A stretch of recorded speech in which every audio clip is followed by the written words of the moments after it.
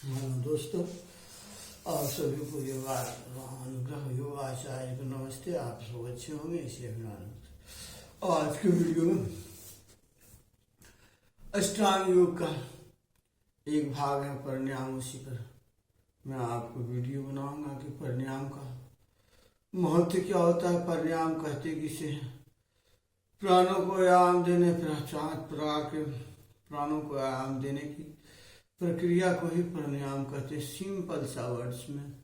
और 5 तरह के प्राण वायु हमारे शरीर के अंदर है। प्राण, अपान, व्यान, उद्यान और सामान्य वायु। इतनी तो विश्लेषण नहीं कर सकेंगे, लेकिन प्राणायाम से शरीर में रक्त परिसंचलन में, रक्त में ऑक्सीजन की मात्रा बढ़ते हैं, रक्त संचलन की प्रणाली जो है वो सही रहते हैं। और ये दोनों सही रहेंगे तो कोई भी रोग नहीं होते हैं। तो आइए कम से कम 3 प्राणायाम करते किस तरह से हैं, इसकी भी आदमी को ध्यान होना चाहिए, नहीं तो फायदे नहीं होते हैं। सबसे पहले एक वही मुद्रा लगाएं, ध्यान मुद्रा, ज्ञान मुद्रा, सिद्ध मुद्रा, वायु मुद्रा, अपान मुद्रा। अपने अपने रोग के सामर्थ्य के अनुसार वायु वाले के लिए वायु मुद्रा, गैस्ट्रिक एसिडिटी के लिए अपान मुद्रा लगाएं। और उसके बाद 3 अभ्यास करते हैं। पहला अभ्यास करते हैं भस्त्रिका 1 मिनट के लिए।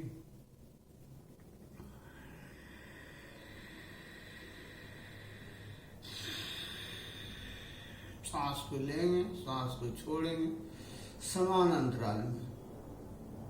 पूरक और रेचन। प्राणायाम की 3 क्रिया है। एक पूरक जो सांस को हम अंदर भरते हैं, दूसरा कुंभक जो सांस को रोकते हैं, और तीसरा रेचक जो सांस को हम बाहर करते हैं। इसे रेचन कहते हैं। किसी चीज को बाहर करने की क्रिया को रेचन कहते हैं। कुंभक 2 तरह के होते हैं। यदि हम सांस भर के भीतर यदि सांस को होल्ड करते हैं, रोकते हैं, तो इसे अंतः कुंभक करते हैं। और यदि बाहर खाली करके सांस को रोकते हैं तो बाह्य कुंभक करते हैं। इस तरह से पहले इक्वल अंतराल में समान समय के अंदर में सांस को भरेंगे, छोड़ेंगे। भस्त्रिका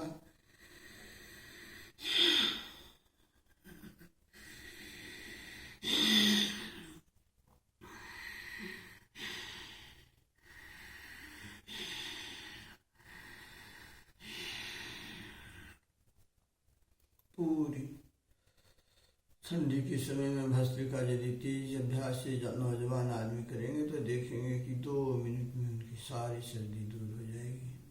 और एक तरह के कहते हैं रूम हीटर का काम करेगा। तो भस्त्रिका शरीर में गर्मी को भी पैदा करते हैं, रक्त संचलन को बढ़िया करते हैं, ऑक्सीजन की मात्रा को खून में बढ़ाते हैं। इसलिए आइए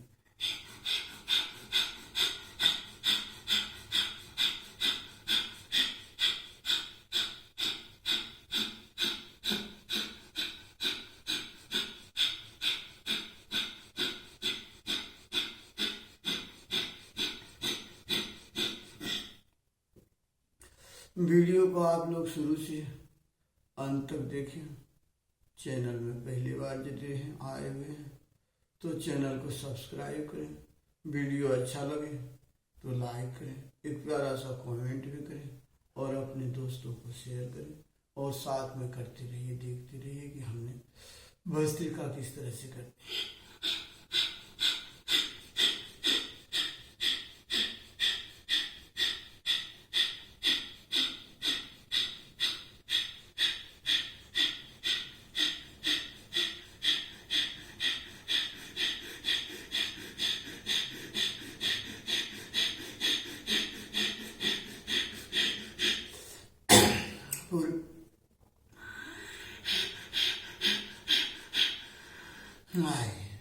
जब भी आप प्राणायाम को खत्म कीजिए तो 2 से 3 बार गहरी सांस को लीजिए, धीरे धीरे स्टेप बाय स्टेप, और स्टेप बाय स्टेप सांसों को खौरा खाली कीजिए। इस तरह से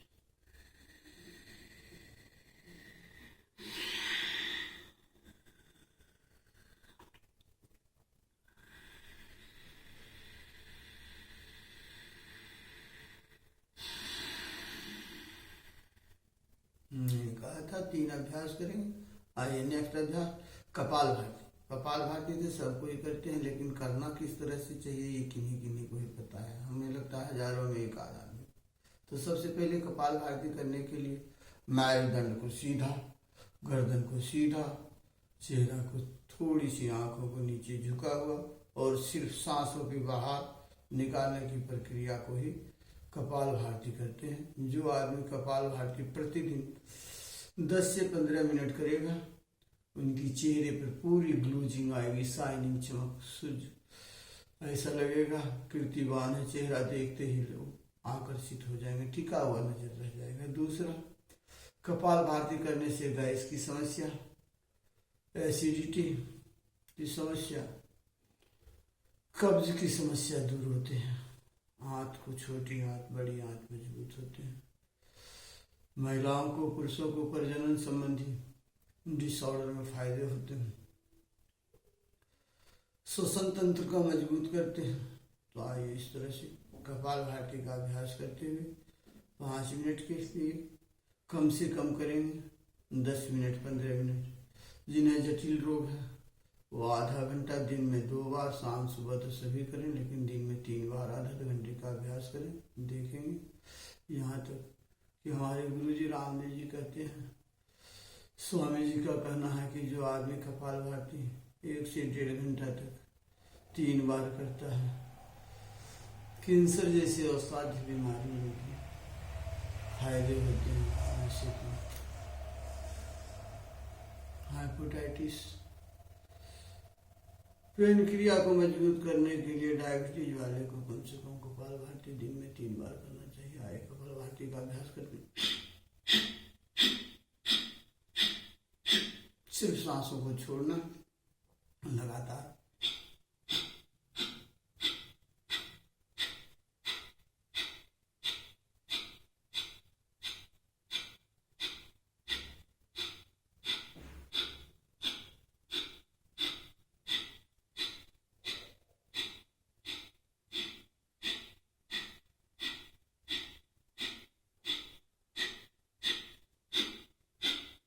मेरुदंड को पूरा सीधा रखेंगे, गर्दन को सीधा रखेंगे, चेहरा थोड़ा सा झुका हुआ, आंखें की पलकें झुकी हुई, और इस तरह से कपाल भारती का अभ्यास करते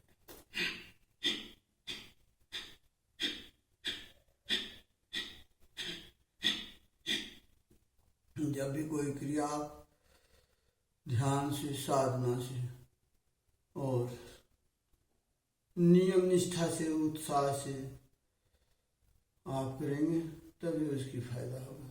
दूसरी चीज, आपको सबसे पहले विश्वास, पूरा विश्वास रखना होगा कि इस अभ्यास को करने से हमारे शरीर की ये परेशानी दूर हो जाएंगे, तभी आपको फायदे होंगे।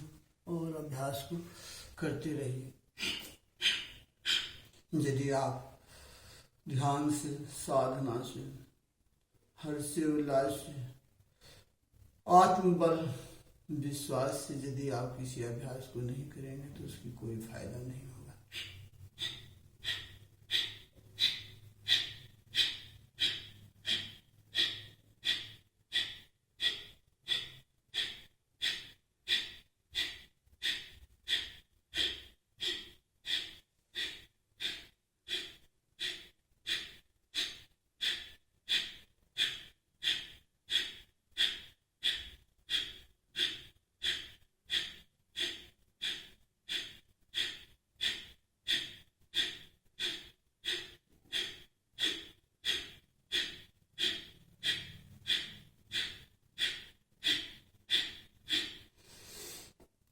इस विश्वास के साथ कि हम रोग मुक्त हो रहे हैं, हमारा रोग में फायदे होंगे, इस विश्वास के साथ आप रोज का अभ्यास कीजिए।